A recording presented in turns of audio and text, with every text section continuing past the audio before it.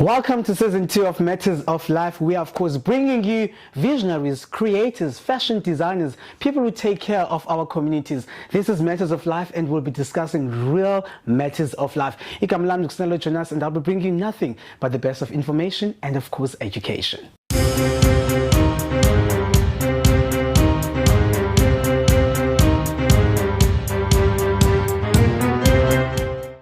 Well, joining me on the first episode of Matters of Life is a person that I admire in the mother city. He's doing amazing work. I'm like Thobey Cooper, a fashion designer, fashion creator, a fashionista. He's doing everything that I wish I could do, but I can't. Well, Thobey, welcome to Matters of Life, and thank you so much for joining me. Thank you so much, and it's a pleasure being with you today. It's always a pleasure to have people who are creators, people who are visionaries, people who see the future before we do. I want to talk about Thobey Cooper. People know you as a fashion designer, but there was a young boy before the dream of becoming a fashion designer. Let's take it back to the township, Elowa, where you grew up, where you come from. Tell us a bit about your upbringing. Cool. So I was born and raised in Cape Town, the township of Lower Crossroads. Was born in 1995, and Team Vigos, September Spring. And I went to Vugani Primary School, where I attended school, and then my mother saw a gap between what was available for me at school and what she really wanted for me, and saw that I could fit in, and then she decided to take me to a more of like a a private institution, and then I went to study at Normal Road Primary School, which is in Athlone, and then that's where I was exposed to art a lot. My first activity that I took part in was ballet, so I did ballet dancing from a very young age, and then I kind of fell in love with the flair for art, and then I went from there to doing music, and then from there to doing drama. A lot of things happened in life, and I was trying to find myself, and trying to find what it was really that I wanted to do in life. And growing up in the township is never easy. Most people know that. You grow up around an area where a lot of crime happens, poverty, and you just need to make sure that you stay away from that. Your parents try and keep you away from that. So I had a lot of activities that I did after school to kind of keep me away from going back to the townships and playing around streets that were not safe for me. So I always went back home in the evening, where it was time for me to watch TV, eat breakfast, sleep, and then the next day was the same thing, going back to school. So you were like the Michael Jackson of law. You never had a childhood, because Michael Jackson also didn't have a childhood. He was doing music for the rest of his life. You say your mom saw something at a very young age when you went to a school in Saseloa, but took you out of that school to take you to a school that would offer you more opportunities. What did your mom see?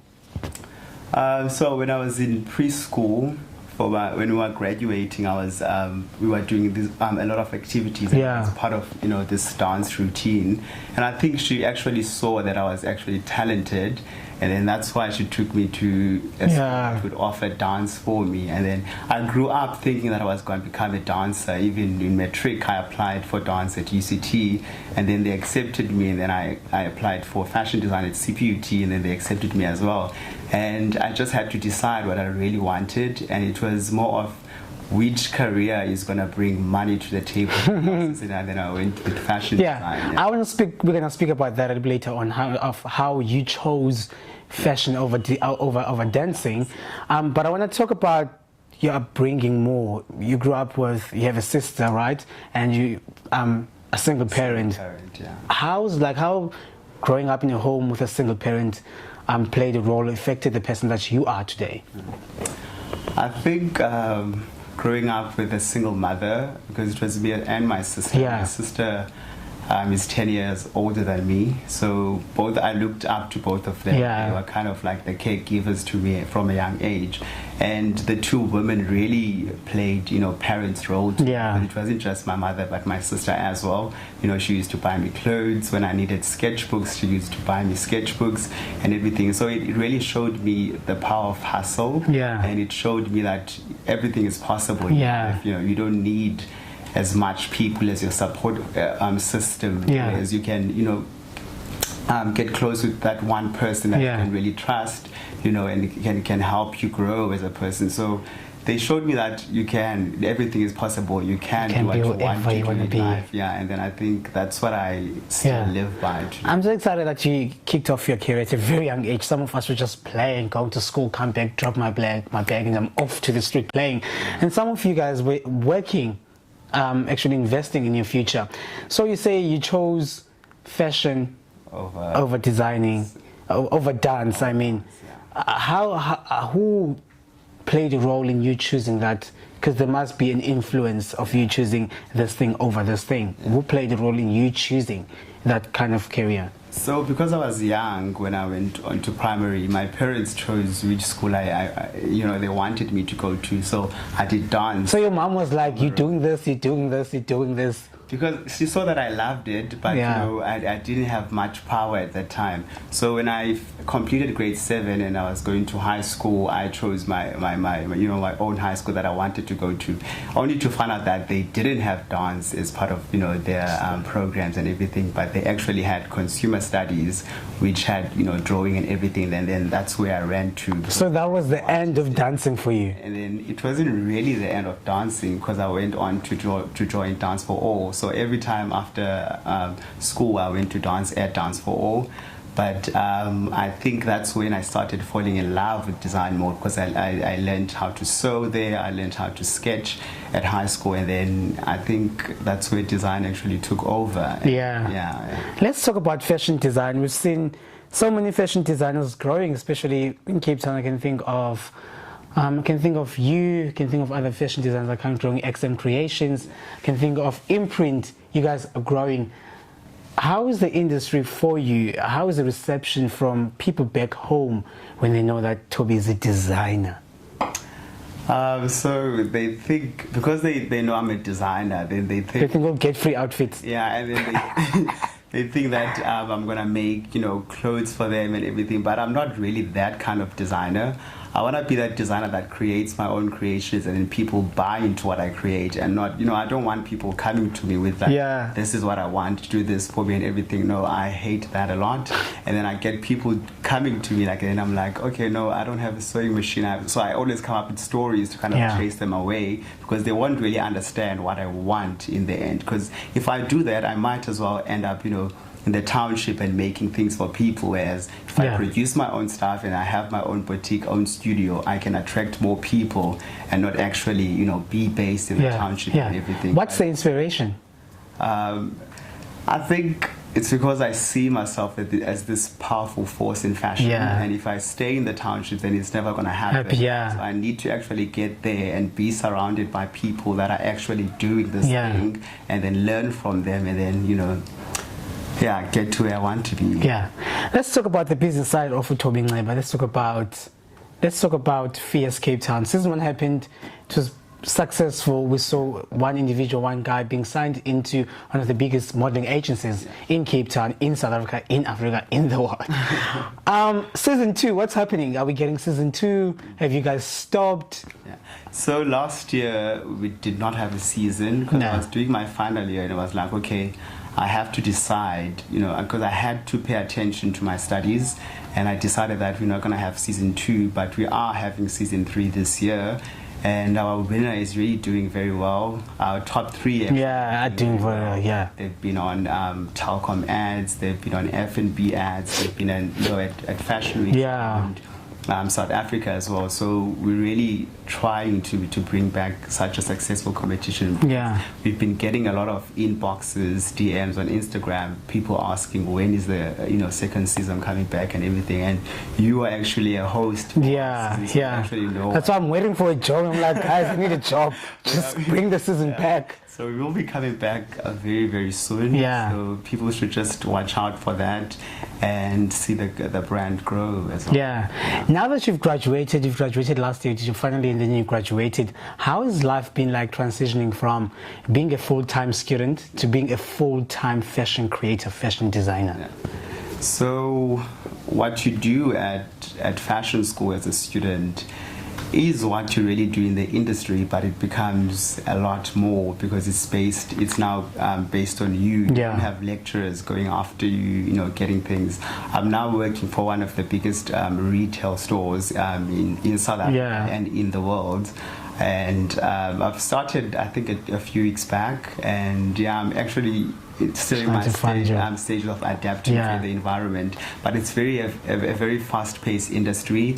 You have to actually keep up with everything happening in the industry, like trends, color, and everything that's happening. And Woolworths actually looks at international stores, boutiques, to come up with inspiration for our regions, for people, so that we keep South Africa on track with what's happening all over the world. Otherwise, it's a very fun and relaxed industry. It's not as I imagined it to be. Let's talk about the importance of education. Not every artist go to school and polish their talent. I mean, like, if I think I'm the best TV presenter in the land, I would think and assume that I don't have to go to school and study something else just to have a plan B, because you never know with this industry. Why was it important for Thobey Nondala, even though he knows that he can design? Why was it important for you to go to the Fashion Academy? So, as I said, I started at CPUT, and then I did fashion at CPUT for a year. And then at the end of the year, they said there was a scholarship, a Woolworths scholarship for 2 students that were going to be selected and get a fashion scholarship. And I was one of those 2 students that were selected. And then we had a choice to choose where you wanted to study.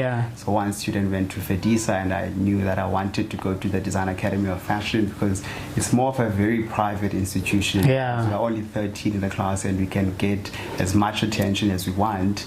I knew that I wanted to learn the business and more educational part of fashion, so that one day I can be able to work for retailers such as Woolworths, because you do need a qualification to go there. And then although I'm working for Woolworths, I know that I want to work there for 1 or 2 years. And then boom, and then move on. I want to learn about what happens within the industry so that I can then implement that within my own businesses as well. So let's talk about Thobey Cooper, the business, the production. What do you do? What do you focus on? Do you focus on fashion? What do you focus on? So it's mostly media related, media and fashion.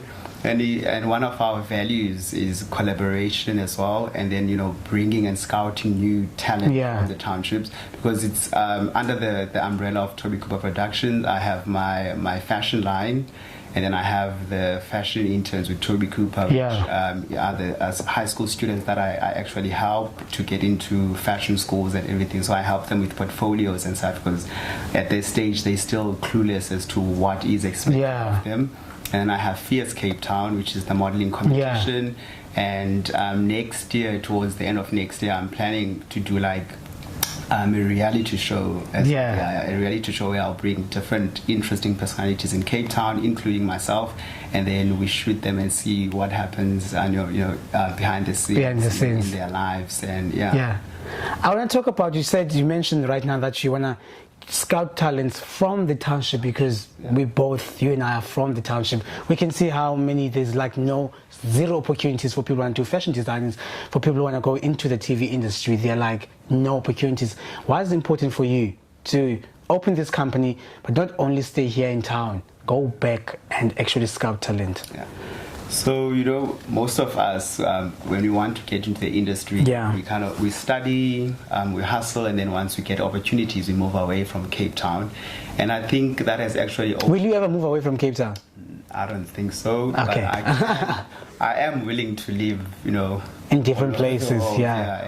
But Cape Town will always be, where I'm rooted, because there's a lot of market gap here with people wanting to get noticed, and I think I can actually start a business and make money out of it, in trying to get them these opportunities and starting my own foundations. And it's important for me to give back, because I think it brings me a lot of blessings as well. Because as part of giving back to the community, I'm actually improving my craft, and I'm actually living my dream and doing what I love every day, because through all these programs that I'm doing, I'm actually doing something that I'm enjoying, and I just want to be able to make a living out of it. I can leave everything else and focus on that fully. Let's talk about the level of fashion in South Africa, in Africa, compared to internationally? Yeah. How would you say we're getting there, we're growing? How would you rate it? So I would say in South Africa, most of the big designers, the early designers, yeah, are actually slacking back a bit. I think they're too comfortable with where they are right now, because it's mostly the new, fresh designers that are taking over the industry. But I also think that they're not pushing fashion. They're not really pushing boundaries, especially with celebrities on red carpets. They keep wearing what we see every day. So sometimes I look at celebrities at red carpet and I'm like, okay, this looks like a matric ball ensemble compared to, Met Galas. You see the kind of stuff. The material is cheap. And everything. Yeah. So they're not really exploring much. But I do, however, believe that it's going somewhere. Yeah. So within a few years, we will be in that standard. Yeah. Have you, as a Black South African, with your sexuality, felt like doors were being closed because of who you are, because of who the person that you are and you've become in the industry? Yeah. So not really. Yeah. But I have faced a few challenges of discomfort, for example, because especially in the townships, you walk down the streets and people make comments about you. They make comments about how you dress and everything. So I grew up, with fear for that. Yeah. But I think I once asked myself a question, that if I draw back from the person that I am and the person that I want to become, am I going to be noticed, for example? Because nowadays I walk into any space and people actually notice me because of the colors that I wear, because of the cutting edge garments that I wear, because of the way I carry myself. I'm a very flamboyant person, and I kind of drop back in other environments. Because not every people are accepting of our sexuality, but I think I'm very happy with the person that I am, and I think, should I have not been of this sexuality, I don't think I would have been doing as much as I am doing right now. Let's talk about future. How is the future like for Thobey Cooper, Thobey Cooper Production? Where do you see yourself in the next 5-10 years? So I'm a person that visualizes things a lot. So I think art has actually took over. So I always have this picture of me in my own production company, sitting at the top of the building and running things, and have people actually working for me. So I have people working for me. I want to be all over the world. I want to travel. I want to get collaborations with people all over the world, so that I can bring as much resources from the international market into South Africa.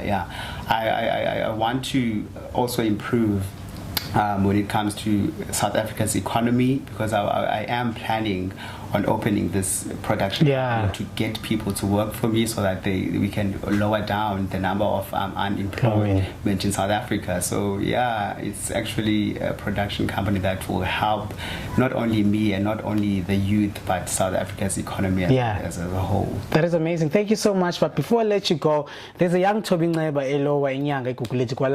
in Helderveld, who is probably so interested in acting, dancing, fashion creation, or fashion designing. What can you say to that young boy, that young girl sitting at home right now and they're like, I want to be big, I want to get where Thobey Cooper is, but there's so many restrictions for me. What can you tell that young boy or young girl? I would actually say they should take the first step, and then they shouldn't let anybody, stop them from achieving their dreams. And I always have this line in my mind that says, everything is yours, but it will come to life at the appointed time, at God's appointed time, actually. So wherever they are now, their future is already set. They just need to get out there and start working. Finally, where do we find you on social media? We want to buy your garments, we want to follow you, want to see what's happening. If you're traveling around the world, you're going to Joburg, Sandton. How do you find you on social media? On Instagram, you can find me at Thobey Cooper _. On Facebook, you can find me at Thobey Cooper, both my personal account and my business account. And then on Twitter, it's Thobey _Cooper. Well, Thobey, thank you so much, and good luck with Thobey Cooper Production, and good luck with the new job, and congratulations congratulations on finishing your degree. Thank you so much, man. Right. Thank you. Well, there, of course, the incredible Thobey Cooper. Follow him on social media. Make sure you support upcoming local designers. He's doing amazing thing to make sure you catch us next time right here on Matters of Life, as we bring you nothing but the best of creators, visionaries, and everyone who's doing great things around Mzansi. Jonas. Until next time, take care and God bless.